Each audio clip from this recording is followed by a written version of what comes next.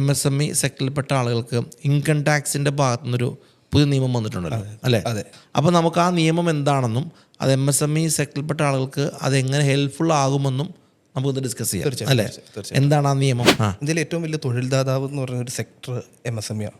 തൊഴിൽദാതാവ് ഒരുപാട് പേർക്ക് തൊഴിൽ കൊടുക്കുന്ന, അതുപോലെ തന്നെ നമ്മുടെ GDP-യുടെ ഏകദേശം 30%, ഒരു 26%, 30% ചൂടെ നമുക്ക് കോൺട്രിബ്യൂട്ട് ചെയ്യുന്നൊരു ഒരു മേഖലയാണ് MSME.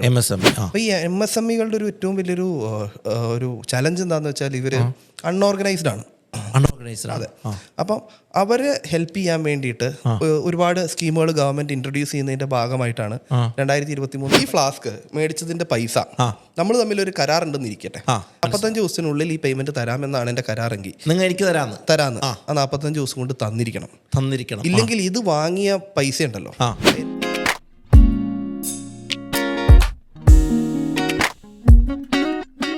മറ്റൊരു പോഡ്കാസ്റ്റിംഗ് എപ്പിസോഡിലേക്ക് നമ്മുടെ എല്ലാ സുഹൃത്തുക്കൾക്കും സ്വാഗതം. ഈ തൊണ്ടക്ക് ചെറിയൊരു കംപ്ലൈൻറ്റ് ഉണ്ട്. അപ്പോൾ ചിലപ്പോൾ നമ്മുടെ ആളുകൾക്ക് ചിലപ്പോൾ ഇതിനൊരു ബാസായിട്ടോ ട്രബിളായിട്ടോ വന്നു കഴിഞ്ഞാൽ, ബാസല്ല, എൻ്റെ തൊണ്ടയ്ക്ക് ചെറിയ കംപ്ലൈൻറ്റ് ഐസക്കിനുണ്ടെന്നോന്നല്ലേ? ഇപ്പം എല്ലാ ആൾക്കാർക്കും ഈ ഒരു ട്രബിളാണ്. എന്തായാലും നമ്മളുടെ എപ്പിസോഡുകൾ നമ്മൾ ഐസക് ആരാണെന്ന് പറയുകയുണ്ടായി. ഐസക് ഒരു കമ്പനി സെക്രട്ടറിയാണ്. നമ്മുടെ ആളുകൾക്ക് ബിസിനസ്സിലുണ്ടാകുന്ന സംശയങ്ങളൊക്കെ തീർക്കുക എന്നുള്ളതാണ് ഐസക്കിൻ്റെ എപ്പിസോഡിലൂടെ നമ്മൾ ഉദ്ദേശിക്കുന്നത് അല്ലേ? കഴിഞ്ഞ 1-2 എപ്പിസോഡുകൾ അങ്ങനെ ആളുകൾക്ക് ഉപകാരപ്രദമാകുകയും ചെയ്യും. അതിൻ്റെ ഭാഗമായിട്ട് ഐസക് ഇപ്പോൾ ഫോർ എക്സാമ്പിൾ MSME സെക്ടറിൽപ്പെട്ട ആളുകൾക്ക് ഇൻകം ടാക്സിൻ്റെ ഭാഗത്തുനിന്നൊരു പുതിയ നിയമം വന്നിട്ടുണ്ടല്ലോ അല്ലേ? നമ്മൾ നേരത്തെ ഡിസ്കസ് ചെയ്യപ്പോൾ ഐസക് പറയുകയും ചെയ്തു. അപ്പോൾ നമുക്ക് ആ നിയമം എന്താണെന്നും അത് MSME സെക്ടറിൽപ്പെട്ട ആളുകൾക്ക് അതെങ്ങനെ ഹെൽപ്ഫുൾ ആകുമെന്നും നമുക്കിത് ഡിസ്കസ് ചെയ്യാം അല്ലേ? എന്താണ് ആ നിയമം? നമ്മളിപ്പോൾ നോക്കുകയാണെങ്കിൽ ഇന്ത്യയിലെ MSME സെക്ടറിന്റെ ഒരു ഇമ്പോർട്ടൻസ് നോക്കുകയാണെങ്കിൽ ഇന്ത്യയിലെ ഏറ്റവും വലിയ തൊഴിൽദാതാവ് എന്ന് പറയുന്ന ഒരു സെക്ടർ MSME ആണ്.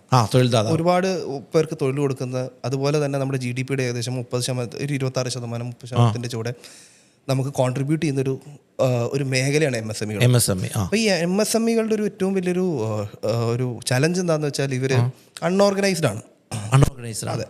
അപ്പം അവരെ ഹെൽപ്പ് ചെയ്യാൻ വേണ്ടിയിട്ട് ഒരുപാട് സ്കീമുകൾ ഗവൺമെന്റ് ഇൻട്രൊഡ്യൂസ് ചെയ്യുന്നതിന്റെ ഭാഗമായിട്ടാണ് 2023 ഫൈനാൻസ് ആക്ടിൽ ഒരു ഇൻകം ടാക്സിൽ സെക്ഷൻ 43BH എന്ന് പറഞ്ഞിട്ടൊരു പ്രൊവിഷൻ കൊണ്ടുവരുന്നു.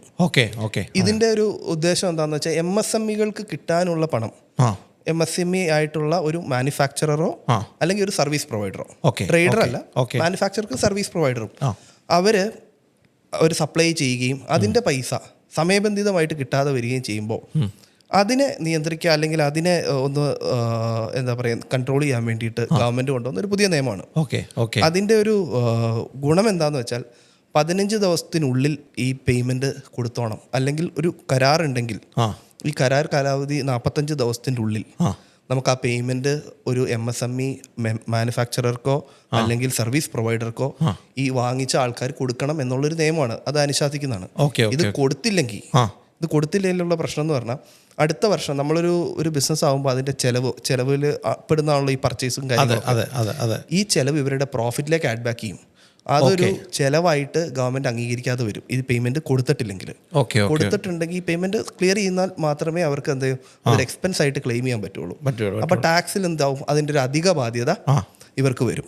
ഐസക്, നമുക്കിതേ ഇപ്പം ഐസക് പറയണതിനെ നമുക്കൊന്ന് നമ്മുടെ ഓഡിയൻസിന് ഇപ്പം MSME സെക്ടറിൽപ്പെട്ട ആൾക്കാർ ചിലപ്പോൾ ഒരു പക്ഷേ പെട്ടെന്ന് അവർക്ക് ഈ ഒരു ആശയം മനസ്സിലാവും. അപ്പം നമുക്ക് അവർക്കൂടെ മനസ്സിലാക്കാനായിട്ടൊന്ന് ഒരു എക്സ്പ്ലനേഷൻ രൂപത്തിൽ നമുക്കൊന്ന് പറയാമെന്ന് എനിക്ക് തോന്നണം. ഉദാഹരണം, ഞാനൊരു MSME സെക്ടറിൽപ്പെട്ട ഒരാളാണ്. ഞാൻ ഇതേപോലെ ഫ്ലാസ്കുകൾ ഉണ്ടാക്കി വെക്കുന്ന ഒരു സെക്ടറിൽപ്പെട്ട ആളാണെങ്കിൽ എന്നെ കോട്ട് ചെയ്തത് പറയുകയാണെങ്കിൽ എങ്ങനെയാണ് അതിൻ്റെ അവസ്ഥ? ഇപ്പം ഞാനൊരു കോർപ്പറേറ്റ് ഗിഫ്റ്റിംഗ് ബിസിനസ് നടത്തുന്ന ഒരാളാണ്. ഞാനാകെ അതിൻ്റെ അകത്ത് ആയിക്കോട്ടെ. ഇബാദക്ക് അത് ഉണ്ടാക്കുന്നു. ഞാനത് വെച്ചിട്ട് ഒരു കോർപ്പറേറ്റ് ഗിഫ്റ്റിംഗ് ആയിട്ടുള്ള ഒരു ബിസിനസ് ആയിട്ട് നടത്തുന്ന ഒരാളാണ്. ഞാൻ മാനുഫാക്ചറാണ്. ഞാൻ ഇബാദക്കൻ്റെ ഈ ഫ്ലാസ്ക് മേടിക്കും. ഒരു ഫ്ലാസ്ക് ഇരിക്കട്ടെ.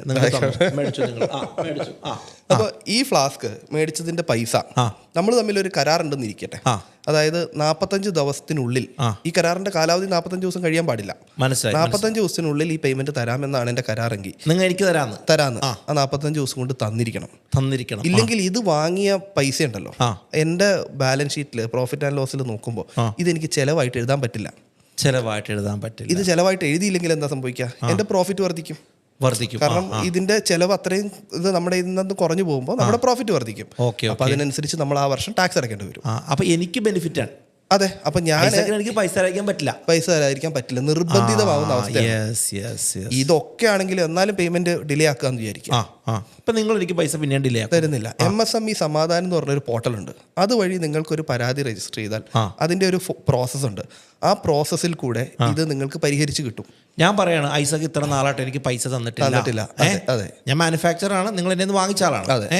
ഐസക് ഇത്ര നാളായിട്ട് എന്റെ പൈസ തന്നിട്ടില്ല എന്ന് ഏതാണ് വെബ്സൈറ്റ്? MSME സമാധാൻ. അപ്പൊ അതുവഴി ഒരു പരാതി രജിസ്റ്റർ ചെയ്താൽ, പരാതി രജിസ്റ്റർ ചെയ്യുമ്പോൾ വെറുതെ പറഞ്ഞാൽ മാത്രം പോരാ, എനിക്ക് തന്നതിന്റെ ബില്ലിന്റെ കോപ്പിയും ഞാൻ അത് ആക്സെപ്റ്റ് ചെയ്തതിന്റെ ഒക്കെ പ്രൂഫും കാര്യങ്ങളൊക്കെ കൂടെ വെച്ചിട്ട് വേണം നമ്മളിത് കംപ്ലൈന്റ് ഫയൽ ചെയ്യാൻ. അത് അവർ ഇവാലുവേറ്റ് ചെയ്തിട്ട് കംപ്ലൈന്റ് സ്വീകരിച്ചാൽ അവരതിനുള്ള നടപടി എടുക്കുകയും അത് അവര് ഈ ബയ്യറെ 15 ദിവസത്തിനുള്ളിൽ ഇതിന് മറുപടി കൊടുക്കണമെന്ന് പറഞ്ഞിട്ട് അവർ ഒരു നോട്ടീസ് വരും.